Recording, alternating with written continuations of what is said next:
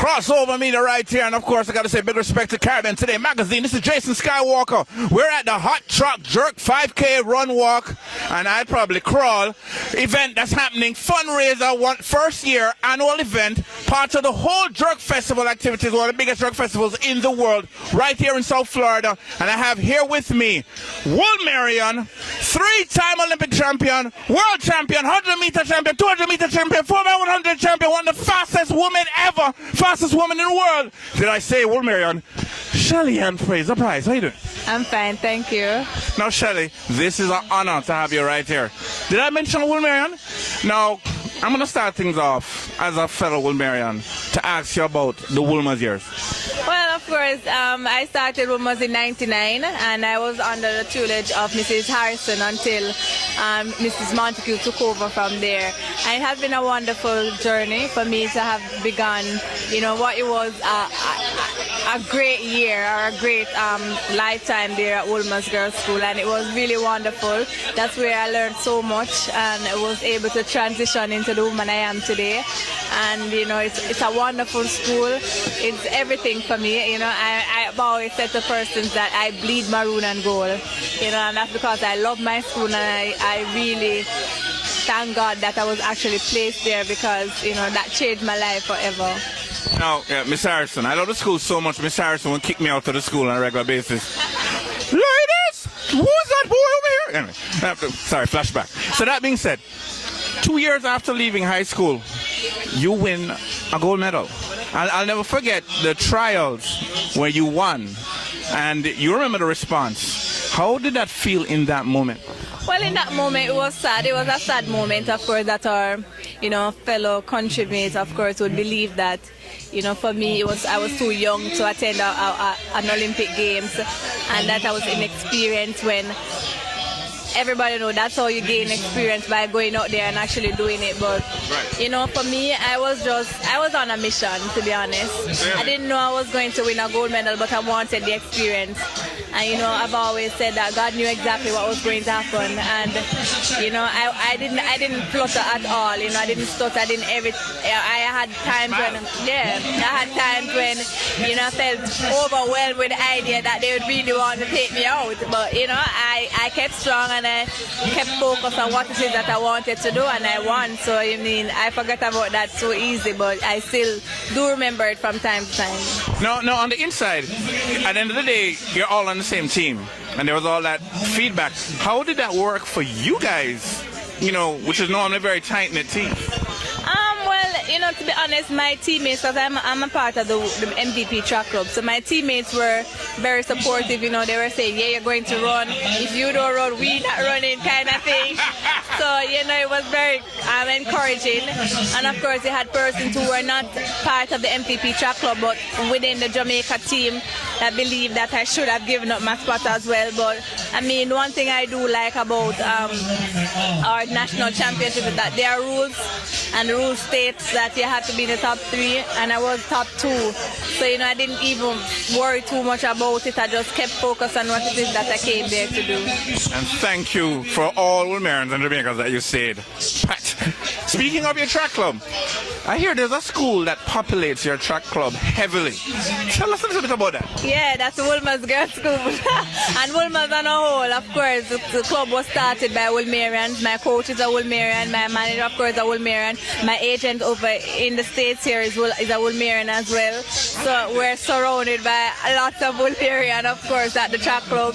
But it just goes to show that great things come from Wolmer's High School. Agekwa? Agekwa Dagis. Now, Rocket Pocket, where did that name come from?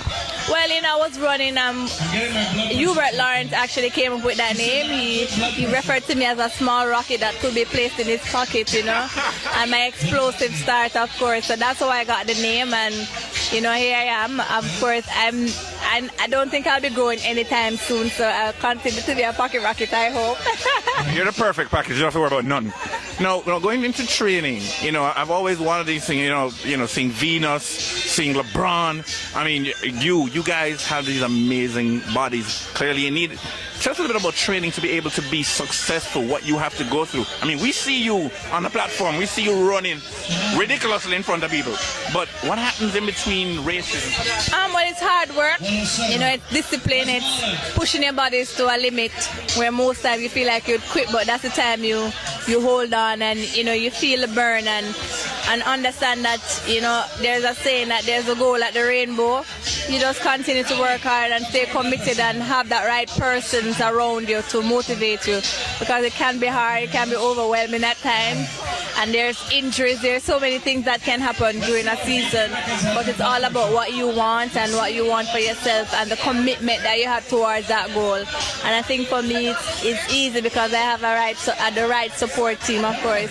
My husband is fabulous and he cooks for me. I don't have to worry about anything when I'm home. You heard that?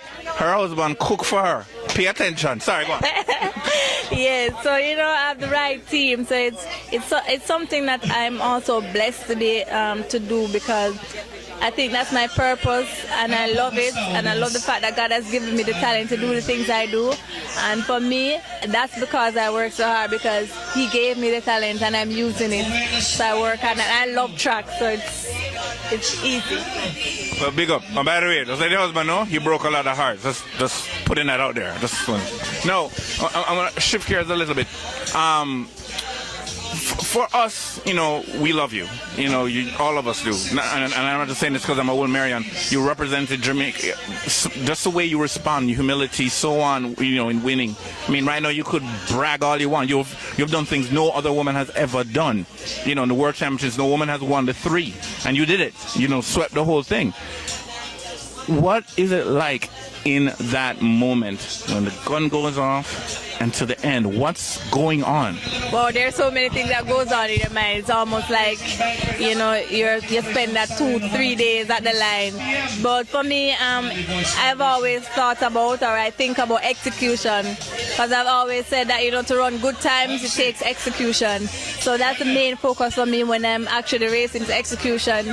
And then I just take a moment to, thank my Creator for his blessings and, helping me to do the things that I do. And I've always said before I compete, it's greater is He that is in me than he that is in the world. There's no fear whatsoever in Him, and that's how I look at it, and I just feel a sense of peace when I step to the line. So I'm just ready. I'm always ready to go because I'm excited when I run. Now, I'm going to shift gears a little bit. This actually is a question that came from one of our fans on social media. Now, recently, Wada came to Jamaica, and there was a press conference, and there's a whole lot of speculation leading up to it, and Wada put out statements like, why is there speculation? We're just down here to talk with the Jatco. There's nothing going on. But in the press con, Associated Press, which is one of the major outlets, said that Jamaica has a culture of cheating. I'm curious, what do you think when you hear somebody like Associated Press say something like that? Well, I didn't hear that, or I didn't see that in press conference, but, for me as an athlete and also as a Jamaican, you understand that a lot of persons are jealous of the fact that we're doing the things that we're doing, and it does, I hope for the rest of us as Jamaicans, and I'm not saying cheating it's everywhere. You don't know what the athlete is thinking about when they step over that line, of course. So we don't know. It's not just something that's confined to Jamaica. It's not something that's confined to the USA. It's not something confined to no other country, because each athletes are individuals. They have different personalities. They make different choices, and I don't know why they make the choices that they do, but they do. But as a Jamaican and as someone who has worked so hard, and I've seen my teammates, and the fact that we have limited resources there in Jamaica, but we work hard. Tell them one more time. But we work really, really hard, and the fact that, we're doing the things we're doing, and then, we come under a lot of attack for it. It just goes to show that maybe the world is just envious of the fact that we're doing the things that we're doing. But of course, it won't stop, because what we have started is a revolution in Jamaica, and there are many more wonderful athletes to come, many more talented, God-fearing athletes to come, both male and female, and they'll continue to see that we're hungry for success, and they'll have that too. So, the future is bright for Jamaica as it stands. Especially when you look at the fact from 1930s, Herman McKinley down, we have had a constant. And we also have a very rich track program in Jamaica where we have great coaches now. We never had that back then where all of our athletes were migrating to go and train, but now all athletes are staying in Jamaica because we have great coaches and smart coaches now. So things are a lot different than it was. So hence we are going to be more successful. If you have good coaching and the athletes that are doing well in high school remains in Jamaica, then it's just inevitable for us to do the things that we do. So I mean, that's the world's job, of course, to judge, and that's people on a whole, you know. They judge, and of course, but there's nothing we can do about that than continue to just have fun and do good when we go on the track. Oh, they're giving us a wrap up, so I guess I have to come out. So, well, before I come out, you have accomplished so much. You know, recently LeBron James was interviewed about doing his three-peats, and he was saying that's really hard because he climbed the mountain already, but he's gonna go after it. What is your future plans? And if your future plans is to win again, how do you overcome, you know, you've already done it, how do you overcome that feeling? Well, my future plans are always aligned with God's plans and God's will, right? So for me, I just work, and I continue to work, and then I just put my trust in Him, and whatever happens, happens. That's how I look at it.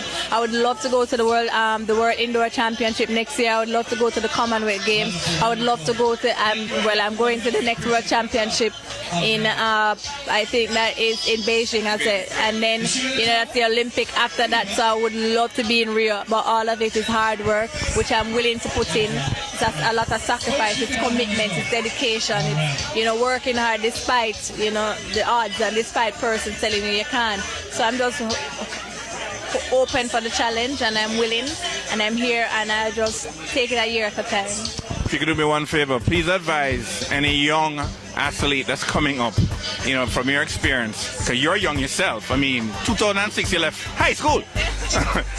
Give them some advice coming up. Well, I would definitely tell young athletes, you know, just to stay focused on what it is that you need to achieve, and be determined, and have the right persons around you to support you and that are going to encourage you, and not, you know, get you to loaf around. This is what you're doing, and if it's a passion, then it's something that you should be willing to work hard to be successful. And you will have hard times, you'll have injuries, you'll have pains, but then at the end it will be all worth it if we just stay on course and just be aware of what it is that's around you. Ladies and gentlemen, the Rocket Pocket, Olympic world champion, Wolmerian, Commonwealth champion, all kind of champion, and an amazing example of womanhood, perseverance, love for God, and just amazing beauty and humility. Shelly-Ann Fraser, although I'm jealous, Pryce, right here at Crossover Media. Thank you so much, Shelly. Thank you. Crossover.